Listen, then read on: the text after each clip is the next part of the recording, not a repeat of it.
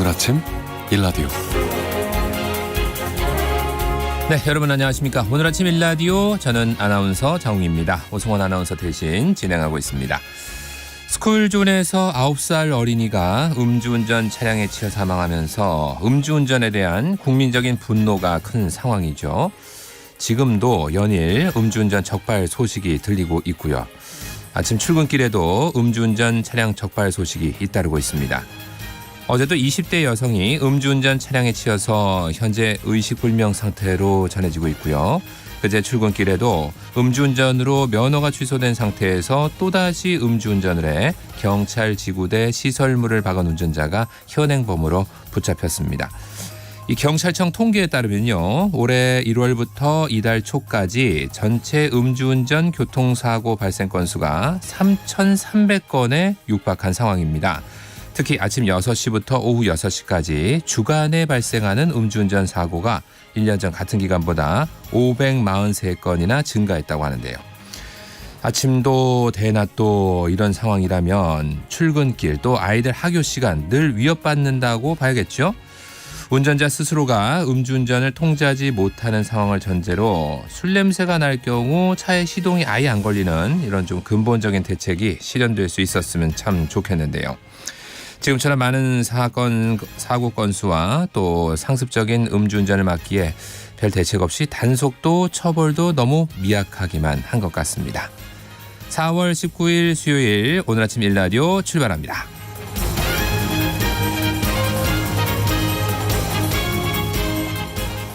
오늘 아침 일라디오 이 시간은 물론 KBS 일라디오의 모든 프로그램은 유튜브 KBS 일라디오 공식 채널이나 모바일 콩 어플리케이션을 통해서 실시간으로 함께하실 수 있습니다.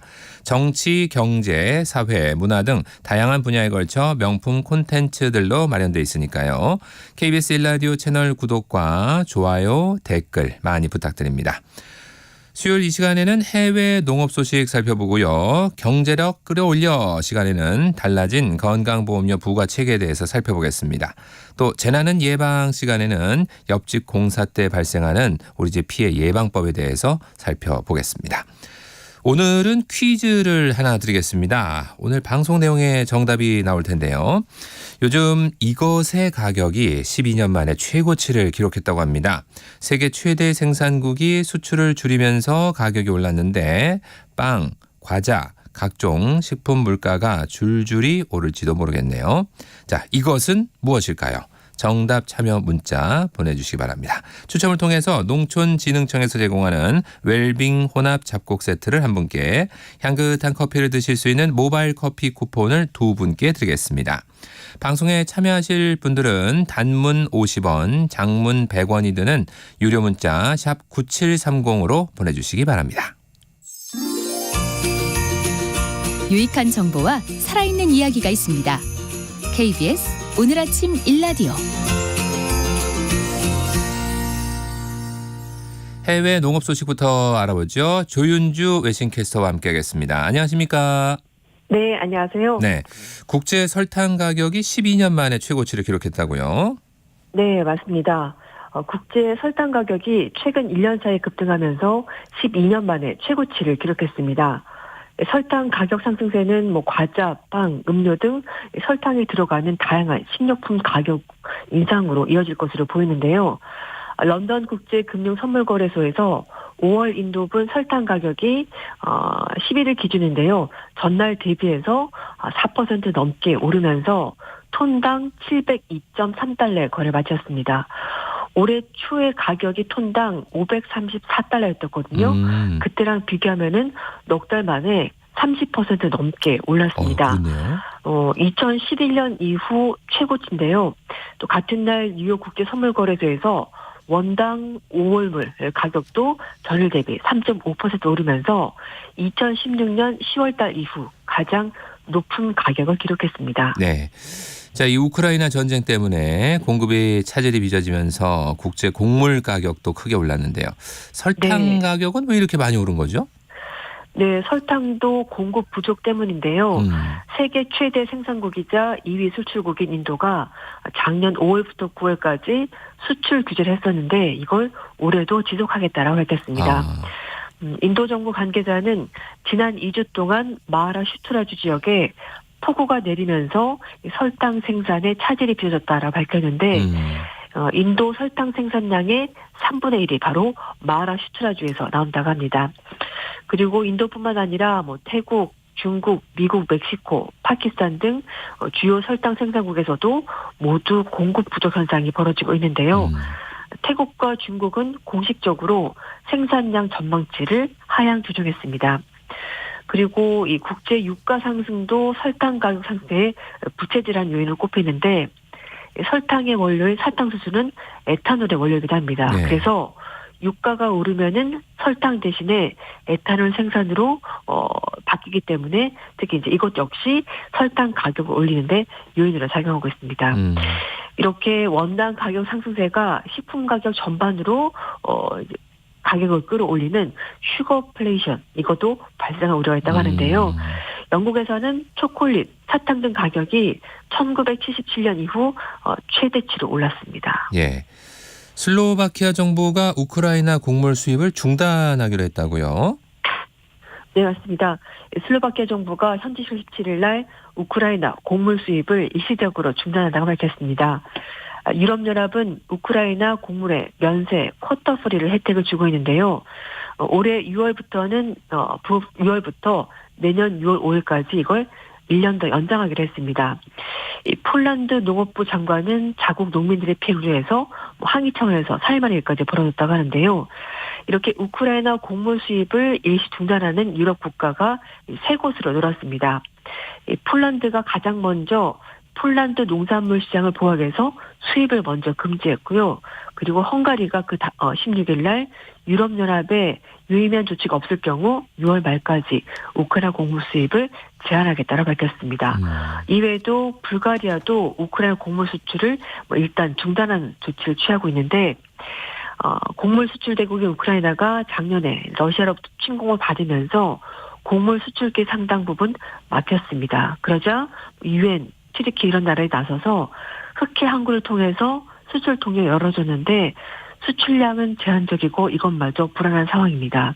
그래서 유럽의 인접국으로 유입되는 곡물이 늘었고 해당 국가들, 농민들이 곡물가 하락 때문에 피해를 입었고요. 결국 이렇게 수입을 중단하겠다라고 하는 나라들이 나선 겁니다. 흑해를 통해서 우크라이나 수출용 곡물을 수송하는 선박들에 대한 검사가 일시 중단이 되면서 또 흑해 곡물 협정은 또 위기에 처해졌고요. 이런 가운데 유럽 국가들이 수입을 중단하겠다라고 한 겁니다. 예. 자, 군사용 드론에서 취미용까지 다양한 드론들이 있는데 일본이 대용량 탱크 탑재가 가능한 농업용 드론을 개발했다고요? 네, 그렇습니다. 일본에서 70리터들이 약재통을 실을 수 있는 농업용 드론이 출시될 예정이라고 합니다. 일본 우타이시 한 드론 제조업체가 개발한 이 제품은 대용량 탱크를 탑재해서 농약 등을 지상에 사용할 때와 똑같은 농도로 살포할 수 있는 특징을 가지고 있다고 하는데요. 보통 탱크 용량이 10리터 전후인 일반 드론은 탱크 용량 제한 때문에 시속 배수를 조절해야 되는 문제가 있었고요. 또 고농도 살포가 어렵기 때문에 좀 여러 가지 한계가 있었는데 이번에는 70리터 아주 대용량 탑재가 가능하다고 합니다. 프로펠러 폭이 4m로 넓고요. 살포 폭이 12m에서 15m에 이른다고 합니다. 이 업체 관계자는 70리터들이 이걸 탑재를 하게 되면 5분 만에 살포를 할 수 있고 1헥타르 작업할 때 1시간 정도 소요가 된다면서 수작업에 비해서 노동력을 크게 줄일 수가 있고 또 지금까지 드론 이용으로 어려웠던 분야에서도 활용성이 상당히 클 거다라고 밝혔습니다. 업체 측은 해당 제품을 5월 하순부터 출시할 수 있다고 설명했습니다. 네. 드론을 이용하면 아무래도 접근성도 좋고 또 훨씬 더 효율적일 것 같습니다. 네, 맞습니다. 일본에서는요, 이렇게 농업용 드론 사용이 지속적으로 확대되고 있습니다. 농약, 비료를 담을 수 있는 탱크, 분사용 노즐 탑재한 드론뿐만 아니라 카메라 등을 탑재해서 작물의 생육 상황을 관찰할 수 있도록 하는 드론도 있습니다. 또 방제 작업 시간이 단축될 수 있고 급경사지 등 사람이 접근하기 어려운 장소에도 드론이 들어가게 되면은 쉽게 방제할 수 있기 때문에 각광을 받고 있습니다. 농림수산성에 따르면 일본에서는 농업용 드론 초기 도입 비용이 80만에서 300만 엔 정도 된다고 하고요. 사용 대수도 2018년 1214대였는데 2021년 5,500개 스탄자로 급증했습니다. 살포 면적 역시 크게 늘었습니다. 일본 소식 하나 더 보죠. 샤인머스켓은 뭐 우리나라에서도 인기 있는 과일인데 일본에서 개화 시기를 맞은 샤인머스켓의 꽃이 피지 않고 있다고요? 네, 맞습니다. 샤인머스켓 포도 농가들 가운데 이렇게 이상 현상을 보고하는 사례가 늘고 있다고 합니다. 이 꽃이 피지 않고 그래서 상품성이 낮은 과일이 맺어지면서 여러 가지 일이 벌어지고 있는데요. 일본의 원예농업협동조합연합회 측에 따르면 포도가 주산지로 알려진 광역시 지방자치단체를 대상으로 해서 조사를 해봤는데요. 23개 지자체 가운데 15곳에서 이런 이상현상이 벌어지고 있다고 합니다. 일본 내에서 포도 생산량 1위를 자랑하는 야마나시 현과 그리고 2위 나가현을 비롯해서 아이치, 효고 그리고 히로시마, 후쿠오카 이런 지역에서도 이런 이상 현상이 계속해서 발생하고 있습니다. 협회 측에 따르면요, 샤인머스켓 재배 면적이 10헥타르 이상인 산지 가운데 후쿠오카, 오사카, 시마네를 제외하고는 이런 꽃이 피지 않는 이상 현상이 모두 나타나고 있습니다. 원래 포도의 꽃에는요, 꽃잎이 따로 없고 암수가 수수를 감싸는 화관이 벗겨진 상태를 그 상태에서 개화를 하는데 일본에서 노리 재배가 가능한 샤인머스켓은 보통 5월부터 6월까지 꽃이 피는데요. 일본의 농업식품기술종합연구소에 따르면 이 복수의 지자체가 농업시험장에 따르면 이상이 발생한 나무는 개화 시기를 맞아도 화관이 자연스럽게 벗겨지지 않고 녹색 또는 갈색으로 변색한다고 합니다. 증상이 심하면 꽃이 아예 그냥 떨어진다고 하는데요. 화관이 달린 채 과실이 비대하게 하는 경우도 있긴 합니다만 크기가 커지지 않거나 형태가 고르지 않아서 상품 가치가 크게 떨어진다고 합니다. 네. 이 농연기구에 따르면 이런 현상이 발생하는 원인 아직까지 밝혀내지 못했다고 합니다. 농연기구 관계자에 따르면 해당 현상이 2017년부터 보고가 됐고 올해 2월달에도 이런 현상이 벌어지고 있는데 발생한 곳에 공통점이 없어서 지금 원인은 밝혀내지 못하고 있습니다. 현지 언론에서도 원인 모를 현상에 농가 불안이 커지고 있다라고 보도했는데요. 높은 가격으로 판매되고 있는 샤인머스켓은 2006년에 품종 등록 이후에 재배 면적이 급격히 늘어나면서 일본에서도 가장 생산량이 많은 포도가 바로 샤인머스켓입니다. 네. 해외 농업 소식 오늘은 여기까지 듣겠습니다. 외신캐스터 조윤지 씨와 함께했습니다. 고맙습니다. 네, 감사합니다.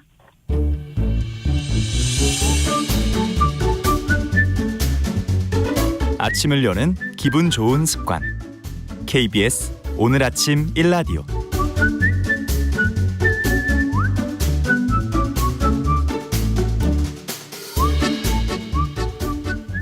건강한 돈 이야기, 돈 관리의 지혜를 배워보는 경제력 끌어올려 시간입니다. 오늘은 달라진 소득 중심의 그 건강보험료 부과 체계에 대해서 살펴보도록 하죠. 지속가능한 가정경제연구소 박상훈 소장 나오셨습니다. 어서 오십시오. 안녕하세요. 건강보험료의 변화가 최근에 생긴 건 아니죠? 네, 작년 9월부터 시작이 됐는데요. 소득 중심 부과 체계 2단계가 시행이 됐습니다. 다만 이제 변경된 내용들도 중요하지만 이 내용에 맞춰서 어떻게 대처를 하고 준비를 해야 될 것인가. 이러한 논의들 또 관심들이 많지 않은 것 같아서 오늘 이 부분들 중심으로 이야기를 드려보려고 합니다. 예. 사실 뭐 직장인들은 월급에서 매달 자동으로 돼가니까 크게 뭐 신경을 안 쓰고 있는 것 같은데 자영업자라든가 프리랜서들은 이제 직접 내야 되는 거 아니겠습니까? 아무래도 부가책에 좀 민감할 수밖에 없겠죠. 네, 말씀하신 대로 직접 내니까 민감하죠. 네. 근데 남들도 똑같이 내면은 또 내겠지만 다른 사람들은 또 아들한테 누구한테 올려서 피부 양자를 등록한다. 그러니까요. 예. 그러면 이제 여러 명 넣어도 네. 그냥 편한 말씀으로 여러 명 포함이 된다 하더라도 건보료를 아들이 네. 많이 내진 않거든요. 그렇죠. 그러다 보니까 이제 자영업자분들이라든가 프리랜서분들은 이 소득 중심으로 해야 되는 거 아니냐 이런 이야기들도 좀 있었고요. 네. 그러다 보니까 이제 전반적으로 소득 중심 부과 체계로 개편이 됐습니다. 예. 그 피부양자 자격이 어떻게 강화된 걸까요?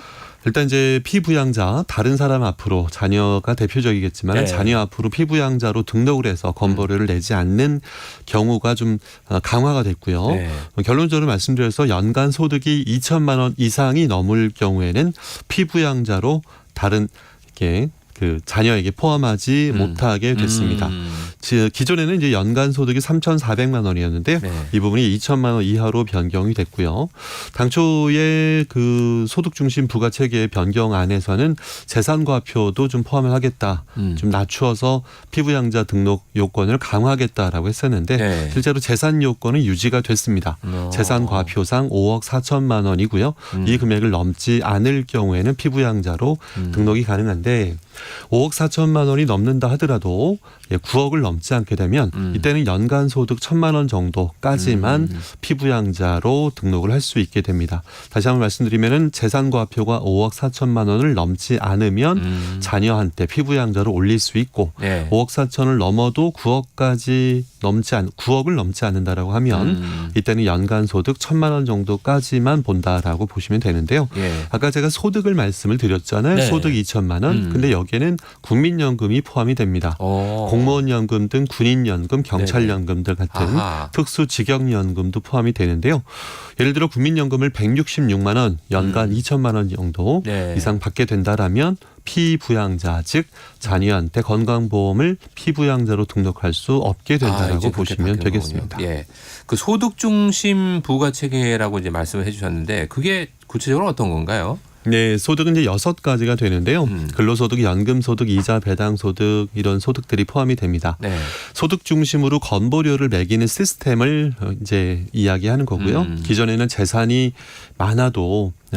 많고 또 소득이 많아도 실제로 잡히지 않는 경우들이 많았었습니다. 네. 피부양자에 올리는 경우들이 있었던 거죠.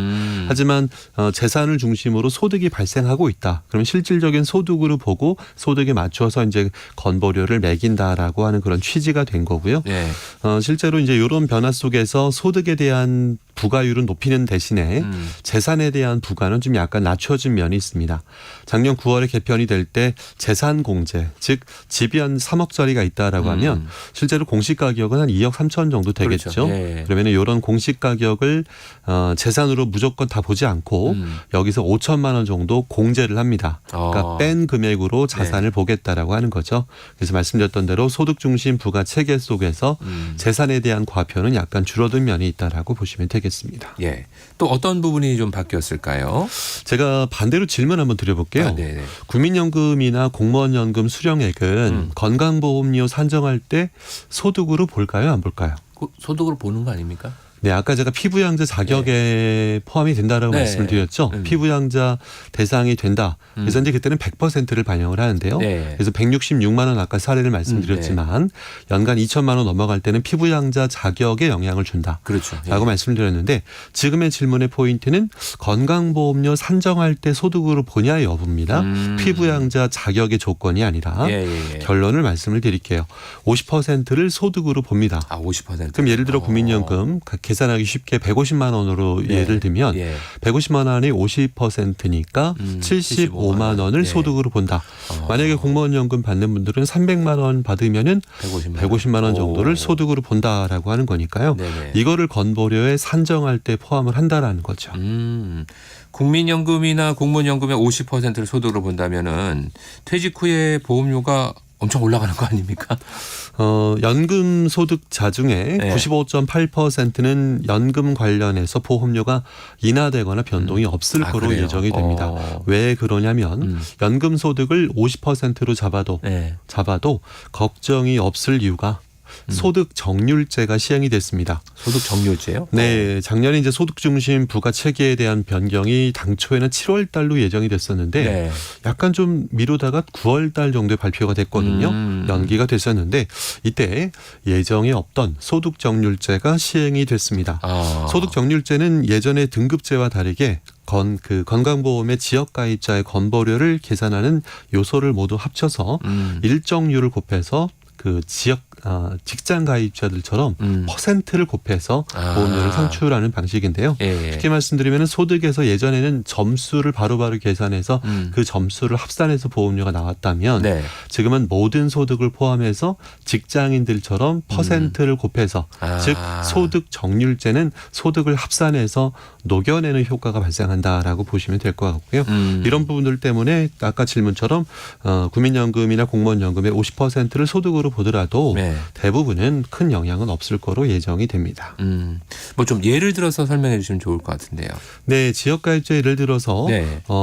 연소득이 한 1,500만 원 정도다라고 한다라면은 월 보험료 43,000원, 43,400원 정도 감소되는 효과가 발생을 하는데요. 예. 지금 말씀하는 거는 이제 전체적인 소득을 바탕으로 해서 네. 소득 정률제로 됐을 때 월 보험료가 낮춰진다라는 건데 네. 이걸 좀 간단하게 계산해 보면은 기존에는 소득이 연소득 1,500만 원 정도라면은 22등급 637점에 해당돼서 등급제이기 때문에 여기에 205.3원을 곱해서 바로 13만 원 정도의 보험료가 계산이 됐는데 개편 후에는 즉 소득 중심 부가 체계로 정률제로 녹여내게 되면은 이러저러해서 곱해서 8만 7천 원 정도의 보험료를 내게 되는 효과가 발생하게 그래서 됩니다. 한 4만 3천 원 정도가. 네.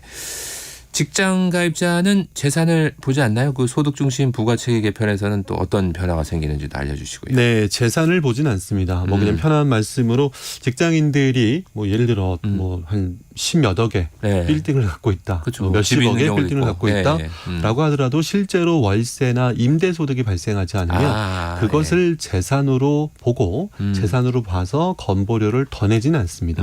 즉 같은 동료 직장인과 같이 똑같이 되는 거죠. 제가 말씀드린 거는 소득이 아니라 재산이라고 말씀드렸죠. 재산이 많아도 포함은 안 된다. 반면 소득이 많을 경우에는 보수 월액 이외에 추가적인 소득이 많을 때는 이제 건보료를 추가로 내게 되는데요. 예전에는 이게 3,600만 원이었다가 작년 9월 달부터는 2천만 원이었습니다. 그래서 직장 가입자를 하더라도 보수 외에 직장에서 소득 말고도 2천만 원 정도 이상의 소득이 발생할 때는 추가적으로 보험료를 더 낸다라고 보시면 되겠습니다. 예. 그러면 프리랜서나 뭐 자영업자들에게 좋은 변화는 없습니까? 네, 지역가입자 보험료 조정 사후 정산 제도가 올해 11월 달에 시행이 될 거고요. 네. 소득이 감소하거나 폐업 등의 부득이한 사유로 보험료를 조정받을 경우에 사후적으로 나중에라도 소득이 확인되면은 보험료를 소급해서 정산하는 제도가 시행이 됩니다. 실제 소득에 따른 보험료 부과가 이루어질 수 있도록 개편이 된 거고요. 아울러 이제 소득이 좀 감소된 부분이 있다라면 5월 달에 이제 종합소득 신고를 하시잖아요. 그렇죠. 프리랜서나 자영업자분들은 연말 정산하지 않고 이제 종합소득을 하게 되는데요. 이럴 경우에는 보통 7월 달 정도에 국세청에서 소득금액 증명서를 뗄 수 있습니다. 이걸 떼서 바로 건보공단에 지사로 접수를 하시게 되면 보험료를 좀 줄일 수 있는 노력을 할 수 있게 됩니다. 이런 좀 부지런한 노력들을 하게 된다라면 몇 달이라도 빨리 조정된 소득에 맞춰서 반영이 될 수 있다는 걸 좀 기억하시고요. 예전에 19년도 정도에는 또 그때 이제 최저임금 상한되고 하다 보니까 어떤 분들은 자영업자분들은 내가 알바비도 못 받아가는데 이건 정말 보험료를 알바보다 더 낸다 이런 얘기들 하는 분들도 계셨었거든요. 그러다 보니까 사업장 근로자에 대한 약간의 혜택도 발생을 해가지고요. 소득이 없거나 적자인 경우에 직장인 즉 그 고용하고 있는 그 아르바이트 또는 근로자의 평균 그 보험료 정도만 내게끔 그렇게 좀 개편이 된 부분이 있습니다. 예.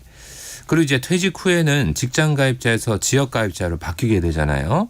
그러면은 재산까지 그 보험료 계산에 넣게 되면 건강보험료 올라가는 게 아니냐 이런 걱정을 하는 분들이 많이 계시던데요. 네, 짧게 말씀드리면은 이미 계속 가입 제도를 이용하시면 되고요. 퇴직해도 이전에 직장에서 다니던 만큼 본인이 내던 만큼의 보험료를 3년 동안 유지할 수 있는 제도가 바로 임의 계속 가입 제도입니다. 예를 들어 직장에 다닐 때는 회사에서 반반 대주잖아요. 그렇죠. 내가 반만 내서 예를 들어 20만 원 정도를 내가 냈다.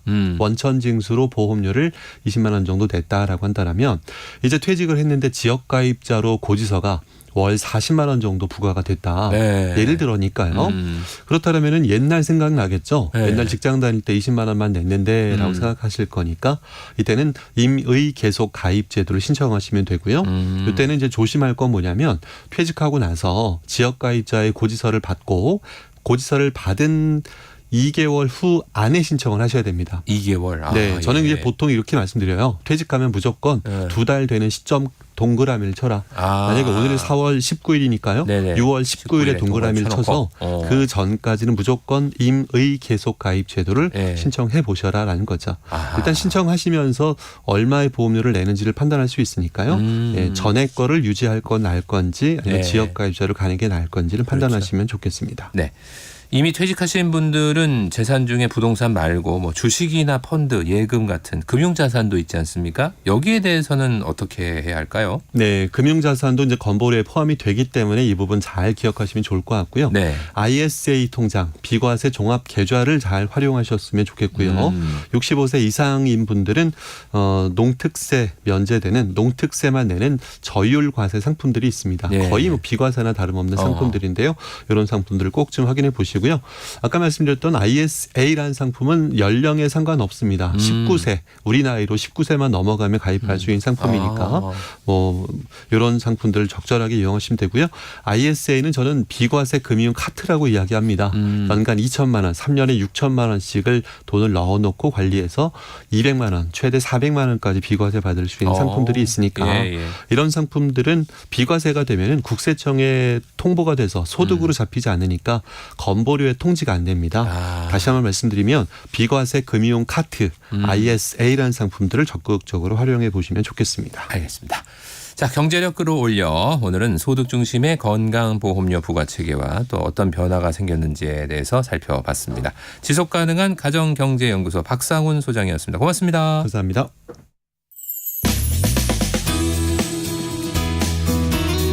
활기찬 하루를 여는 오늘 아침 일라디오 건강한 아침 습관. 안녕하세요. 요가 전문가 원정혜입니다. 바른 복식 호흡은 심폐순환, 뇌 기능을 활성화시키는 데 도움이 될 수 있습니다. 바닥에 가부좌를 하거나 혹은 의자에 앉아서 또는 눕거나 서서 하는 것도 가능합니다. 머리와 골반을 세로로 일직선이 되게 한 상태에서 등을 바로 세우고 혀를 입천장에 붙입니다. 숨을 마실 때 배가 나오고 내쉴 때 배가 들어가게 합니다. 숨을 마실 때는 코에서 출발해서 목, 가슴, 복부까지 들어가는 숨의 흐름에 집중해 보세요. 그리고 숨을 내쉴 때는 복부에서 가슴, 그리고 목과 코로 이어지는 숨의 흐름에 집중합니다. 천천히 숨을 들이마시고 고요하게 숨을 내쉽니다. 천천히 숨을 마시고 천천히 숨을 내쉽니다. 천천히 숨을 마시고 고요하게 내쉽니다. 한 세트에 10번 이상 호흡에 집중하다 보면 안정감과 집중력을 갖는 데 도움이 될 수 있습니다. 오늘도 건강한 하루 되세요.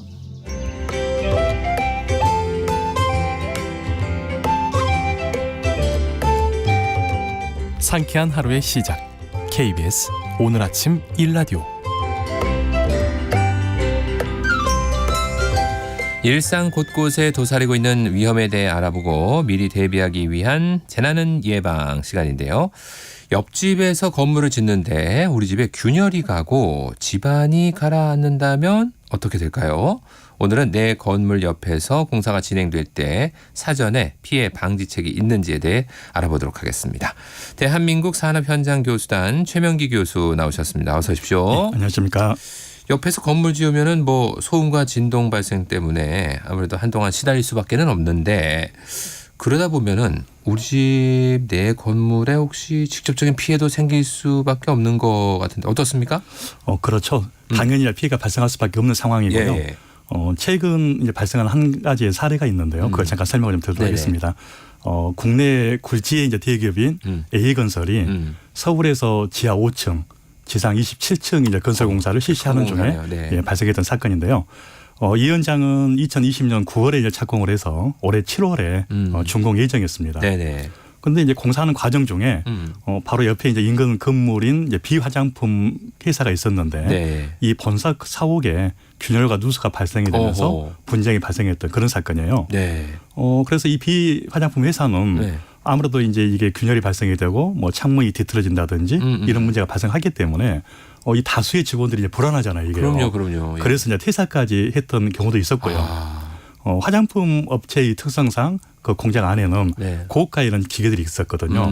그래서 이제 누수가 발생을 하게 되게 되면 이런 고가의 기계가 손상이 되는 그렇죠. 이런 금전적인 손상까지 발생 가능했던 그런 상태였습니다. 그래서 이제 비화장품 회사는 법원에 공사중지를 요청하는 그런 가처분을 신청을 했었고요. 최근에 안전진단 전문기관에 의뢰를 해서 정밀안전 진단을 받아보니까 내 건물 자체가 D등급 미흡한 상태 예. 이 정도로 이제 판정을 받았던 이런 사례가 있었었죠. 아니 그 D등급이라면은 조건부 재건축 대상. 그렇죠. 조건부 재건축이고요. 예. 아무래도 굉장히 이제 현재 상황에서는 주요 구조 부재에 문제가 발생했던 예. 이런 상황으로 이제 판단이 됐던 것이죠. 근데 뭐 이런 상황을 보니까요. 잘 모르는 저도 당연히 피해를 준 건설회사가 이거 보상해야 하는 거 아닙니까? 그렇죠. 예. 공사를 하다 보면 균열이나 침하 이런 어떤 문제는 당연히 발생할 수밖에 없는 예. 이런 상황이고요. 피해가 발생하게 되면 그 원인자 부담 원칙에 의해서 건설회사가 배상해야 되는 것은 그렇죠. 당연한 상황입니다. 네. 그런데 이제 건설회사들은 아무래도 이익을 좀 남겨야 되는 거잖아요. 예. 그러다 보니까 남 잘 모른다. 또는 이제 버티기 작전 이렇게 하면서 피해 자체에 대해서 인정하지 않으려고 하는 이런 문제가 좀 있었고요. 네. 결국은 앞에 사례에서 보는 것처럼 내가 피해를 당했던 이 비화장품 회사가 시공사나 발주자를 상대로 해서 손해배상을 청구하는 이런 법적 소송으로 갈 수밖에 없는 그런 구조가 되는 것이죠. 예. 그리고 이제 법원에 갔을 경우에도 이 피해를 당하셨던 원고 측, 소송을 제기했던 원고 측에서 결국 내가 어떤 피해를 당했다는 것을 입증을 해야 돼요. 그런데 원고는 비전문가잖아요. 이 부분은. 그러니까요. 예. 그래서 모든 이런 어떤 손해배상의 어떤 그 요건 사실을 입증하기가 상당히 곤란한 이런 문제를 갖고 있다는 그렇군요. 것이죠. 네. 근데 사전에 이러한 사고를 예방하기 위한 대책을 세우게 돼 있지 않습니까? 법적으로 여기 관련해서 문제에 대해서 사전에 예방할 수 있는 그런 법적 제도적인 장치는 있습니다. 예. 예를 들어서 뭐 건설기술진흥법에 따라서 안전관리 계획서를 수립하도록 돼 있고요. 시공사가 공사 착공하기 전에 안전관리 계획서를 수립을 하고 인허가 기관에서 승인을 받은 후에 시공을 하게 돼 있거든요. 예. 이 안전관리 계획서는 당연히 이 건축물의 피해 방지 대책까지 포함을 하도록 돼 있습니다. 그러나 현장에서는 계속 사고 발생되면은 그 원인 분석을 해보면은 계획서 따로 실행 따로 이렇게 가고 있는 경우가 상당히 많거든요. 예. 그리고 사실 안전관리 계획서도 원래는 사고 예방 차원에서 이런 어떤 문제점을 예방을 해서 사고가 생기지 않도록 하는 게 주요 목적인데 그렇죠. 예. 사실은 이런 어떤 법적 분쟁 이 법적 분쟁에 대비를 해서 증거 수집 차원에서 이루어지는 경우가 상당히 많다는 거죠. 예. 특히 이제 대기업일수록 그런 경향이 좀 더 강한 경우가 좀 많습니다.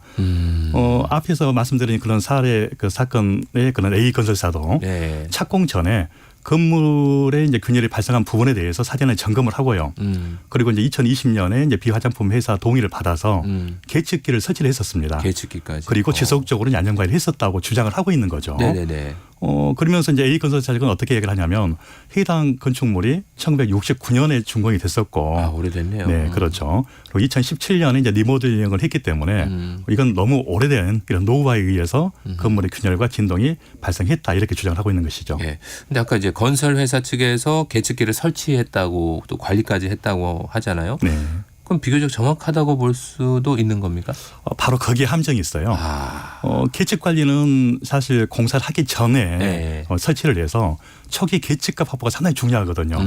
그런데 대부분 이 건설사들은 공사가 어느 정도 좀 진행이 되고 나서 네. 이 계측기를 설치하는 경향이 좀 있습니다. 이렇게 되면은 이미 균열이 발생이 됐다든지 그렇죠. 처짐이 발생된 상태에서 계측을 하게 되면 아무 소용이 없는 것이죠. 그렇죠. 이게. 그래서 결론은 당연히 공사에 의한 영향이 아니다. 이렇게 이제 결론이 나올 수밖에 없는 어떤 그런 구조적인 문제를 갖고 있는 거고요. 예. 그리고 이제 계측기를 설치할 때도 실제 수치 자체가 적게 나오도록 설치하는 경우도 있어요. 일반인은 잘 모르시겠지만 네. 아무래도 이제 진동계다. 그럼 진동을 측정하는 이런 진동계다 그러면 가장 진동이 클 수 있는 위치에 이걸 설치를 해야 되는데 뭐 벽면이나 지면과의 접착을 약간 확실하게 하지 않고 좀 느슨하게 한다든지 네. 또는 뭐 진동의 영향이 별로 없는 곳에 설치를 해서 실은 공사에 의한 영향이 아닌 것처럼 그렇게 하는 경우가 상당히 많죠. 네. 이런 이유는建築관리 업체를 실제 이제 비용을 지급을 해야 되는데 이게 이제 건설사 측에서 비용을 지급한다는 이런 문제점을 갖고 있고요. 그러다 보니까建築관리 업체는 건설사의 눈치를 보면서 그들의 말에 따를 수밖에 없는 이런 구조 때문에 영향이 별로 없는 걸로 그렇게 많이 결론이 나누고 있습니다. 그렇군요. 근데 우리가 뉴스 같은 거 보면요, 이제 공사 중에 문제가 생기면은 관할구청에 민원을 넣잖아요. 보통 그 방법을 많이 취하지 않습니까? 관할구청에 민원을 제기를 하게 되면 실제 이제 구청에서 현장을 확인을 하고 거기에 대해서 대응을 해야 되는 것이죠. 그런데 이제 관할구청에서는 이건 이제 그 건설사하고 피해자하고 양 당사자 간의 문제다. 이렇게 해서 빠지는 경우가 상당히 많습니다. 그러다 보니까 결국은 이제 법적 소송으로 갈 수밖에 없는 거고요. 최근 2012년 10월에 이제 이런 사건이 있었었죠. 서산에서 신축 아파트 공사 현장 그 주변에 사셨던 이 민호인이 자해소송을 한번 일으켰던 경우가 있었어요. 내용은 아파트 건물 공사를 하는데 내 건물 현재 바로 인근까지 굴착을 좀 했었던 부분이 좀 있었고요. 그러면서 건물에 이제 피해가 갔었었죠. 이런 상황을 수개월 동안 관할구청에 민원을 제기를 했었지만 구청에서는 아무 어떤 액션이 없었다는 거예요. 그래서 이제 시청이 이제 무관심했었고 그래서 자해소송까지 갔었던 이런 부분이 좀 있었고요. 그래서 이제 그 관할구청에 이렇게 민원을 제기하실 때도 요령이 있습니다. 그냥 무조건 전화하셔서는 안 됩니다. 어떻게 하셔야 되냐면 필수적으로 현장을 방문하도록 하는 그런 조건들이 있어요. 그게 첫 번째가 뭐냐면 안전사고라든지 부실시공의 우려가 있었을 때 여기에 대한 어떤 확실한 증거 그래서 뭐 사진 또는 동영상 또는 뭐 도면이라든지 이 자료하고요. 그리고 이제 이건 대부분 다 이렇게 증거를 가지시는데 거기에 또 하나 더 해야 될 부분이 어떤 전문가들 기술사라든지 석박사 이런 관련 분야 전문가들 그 검토 의견서 여기까지 첨부를 해서 이제 제출해 주셔야 관할구청에서 3일 이내에 현장을 점검할 수 있도록 그렇게 돼 있습니다. 그런데 또 이렇게 하려면은 비용 발생이 생기잖아요. 그렇죠. 그런 전문가들 또 어디서 섭외를 합니까? 아무래도 전문가를 활용을 하게 되면 비용이 비싸질 수밖에 없죠. 한국 이 기술사들의 단체가 이제 한국기술사회라는 단체가 있습니다. 그래서 한국기술사회라든지 그렇지 않으면 건설 관련 시민 단체들이 있어요. 이제 이런 문제점을 주로 이제 컨설팅을 해주는 그런 시민 단체들이 있는데 그쪽에 이제 요청을 하시는 게 좋고요. 그래도 아무래도 비용은 발생할 수밖에 없는 이제 그런 구조죠. 가장 좋은 방법은 사전에 증거를 수집을 하시게 되는 거고요. 그리고 이제 법원에서 소송을 진행하는 과정 중에 법원에서 인정하는 전문가가 있습니다. 일명 이제 건설 감정인이라는 이런 분들이 계시는데 그분들에게 법원 소송을 하면서 건설 감정을 할 수 있도록 그렇게 하시는 게 가장 비용을 저가로 할 수 있는 방법입니다. 그렇군요. 뭐 옆집이나 인근에서 공사하는 일들이 많이 생기니까 유사한 피해 사례와 갈등이 또 많이 생길 수밖에 없을 텐데 사전에 그러면 어떤 준비를 하면 좋을까요? 기본적으로 인근에서 공사를 시작을 한다. 그러면 결국은 어떤 문제일지 모르겠지만 문제는 발생한다라는 것을 먼저 알고 접근하셔야 되는 거죠. 최소한 소음은 생기니까. 그렇죠. 소음이 됐든 진동이 됐든 뭐 균열이 됐든 처짐이 됐든 건설사들은 민원이 들어와도요. 통상적으로 무시하고 공사를 강행하는 그런 경향이 굉장히 많고요. 그래서 결국은 법적 소송으로 갈 수밖에 없는 그런 경우가 대부분 99%입니다. 이게요. 특히 이제 땅을 뭐 굴착하는 공사라든지 기초공사 이런 경우에 있어서는 건축물에 이제 균열이라든지 처짐이라든지 창문이 뒤틀어진다든지 이런 문제가 계속 발생할 수밖에 없고요. 그래서 건물 그 현재 소유주 입장에서는 주변에 신축 건물 공사를 진행을 한다라고 이제 그 정보를 수집하셨을 경우에는 공사 시작이 전부터 발생 가능한 그런 피해를 사전에 예상을 하시고 증거를 갖다 수집하실 필요가 있겠죠. 그리고 이제 증거를 수집하실 때도요. 대부분 뭐 균열이다 그러면 균열이 발생했던 현재 유치들, 폭, 깊이 이것들을 현재 이제 측정을 좀 하셔야 됩니다. 시중에서 몇만 원 안 하는 이런 균열 측정기가 있거든요. 그걸 사용을 해서 이제 구매를 좀 하실 필요가 있고요. 그리고 이런 균열 자체가 얼마나 진행이 되는지에 대해서 날짜별로 균열의 깊이라든지 폭, 동영상 이런 것들 확보를 하셔서 하실 필요가 좀 있고요. 결국은 시공사 측에서는 주민과의 이런 어떤 협상이 차일피일 미뤄지는 경향이 많기 때문에 결국은 공사 현재 하는 과정 중에 피해가 발생하게 되면 실제 이제 법원에서 내가 그 부분을 증명을 해야 되기 때문에 이런 입증 관계를 할 수 있는 이런 어떤 데이터 확보 이게 가장 중요할 것 같습니다. 네, 알겠습니다. 자, 오늘 재난은 예방 시간에는 내 건물 옆에서 공사가 진행될 때 사전에 피해를 방지하는 방법에 대해서 살펴봤습니다. 대한민국 산업현장교수단 최명기 교수와 함께했습니다. 고맙습니다. 네, 감사합니다. 자, 청취자분들께서 보내주신 문자 몇 가지 소개해드리겠습니다. 오늘 퀴즈를 내드렸었죠. 요즘 이것의 가격이 12년 만에 최고치를 기록했다고 합니다. 세계 최대 생산국이 수출을 줄이면서 가격이 올랐는데 이것은 무엇일까요? 그랬는데 정답은 설탕이었고요.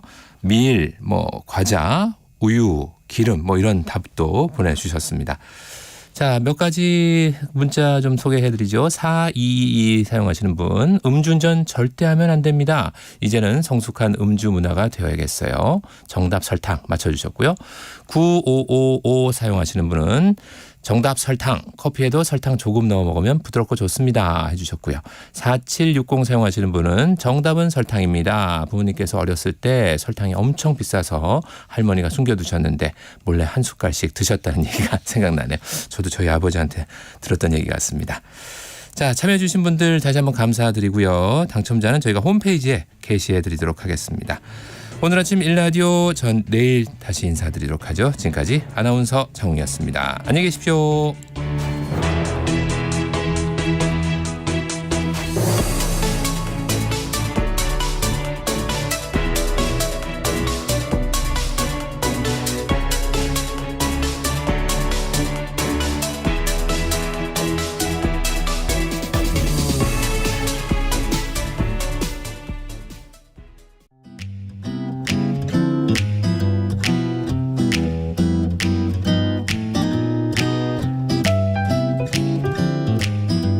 안녕하세요.